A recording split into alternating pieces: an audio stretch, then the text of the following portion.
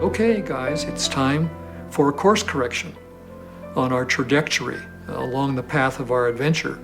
And that course correction is the movement to a new paradigm, just an expansion of the old, just as the universe is larger than we thought it was in our modeling.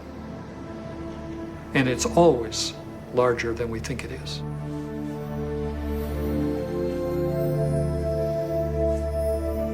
I hate you.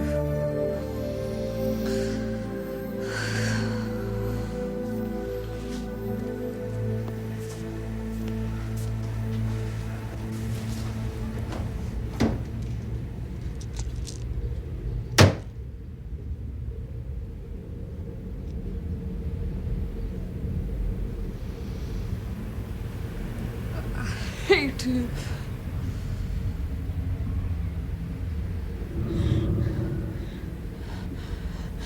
You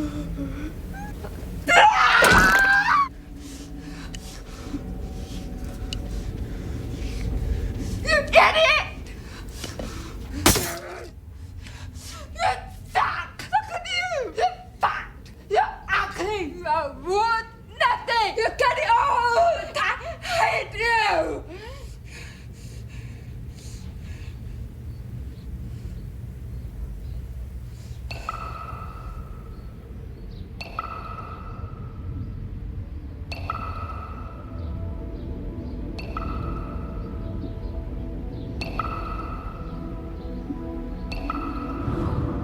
It makes you wonder, doesn't it? If thoughts can do that to water, imagine what our thoughts can do to us.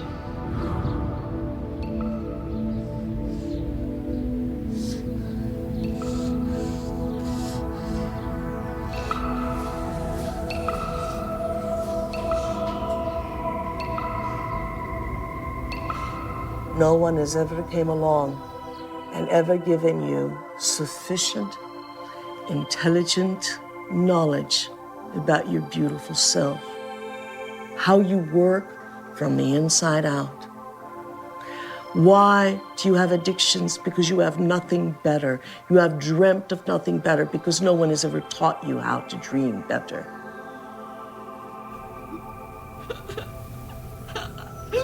Do I think that you are bad? I don't think you're bad. Do I think you're good? I don't think you're good either. I think you're God.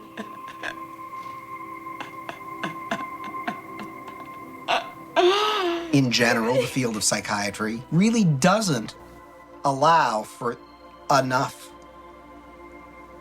freedom of action on people's part, meaning an awful lot of problems, not all of them to be sure, but an awful lot of problems that get labeled as psychological problems really amount to people making rotten choices.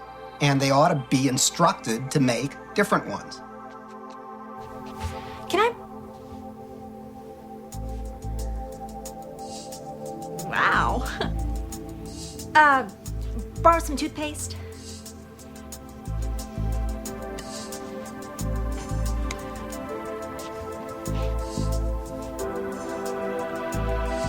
Thanks.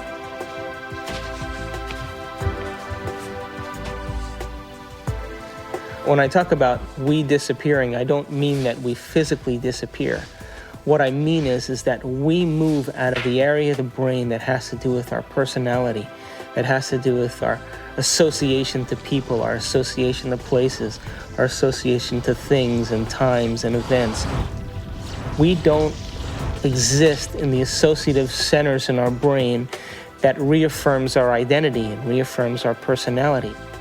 For the average person in the world who lives life and considers their life boring or uninspiring is because they've made no attempt to gain knowledge and information that will inspire them. They're so hypnotized by their environment through the media, through television, through people living and creating ideals that everybody struggles to become, that no one can actually become in terms of physical appearance and definitions of beauty and valor that are all illusions, that most people surrender and live their life in mediocrity. And they may live that life, and the soul may never really, their desire may never really rise to the surface. So they may want to be something else. But if it does rise to the surface, and they ask themselves if there is something more, or why am I here? What is the purpose of life? Where am I going? What happens when I die? They start to ask those questions. They start to flirt and interact with the perception that they may be having a nervous breakdown. And in reality, what they're doing is that their old concepts of how they viewed their life in the world start to fall apart.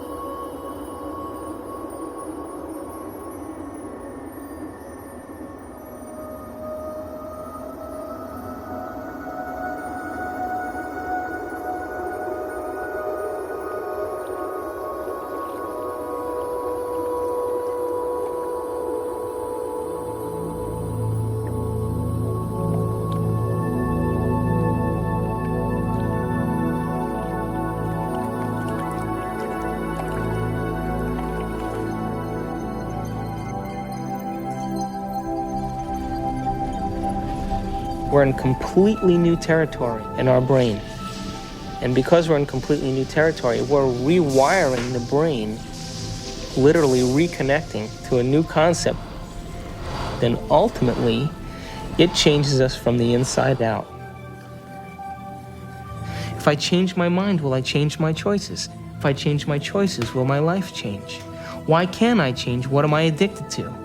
What will I lose that I'm chemically attached to? And what person, place, thing, time, or event that I'm chemically attached to that I don't want to lose because I may have to experience the chemical withdrawal from that? Hence the human drama.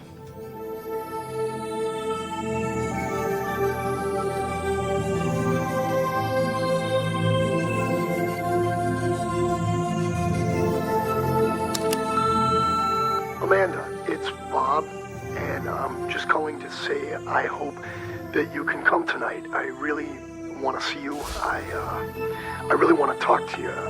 I know we can work things out.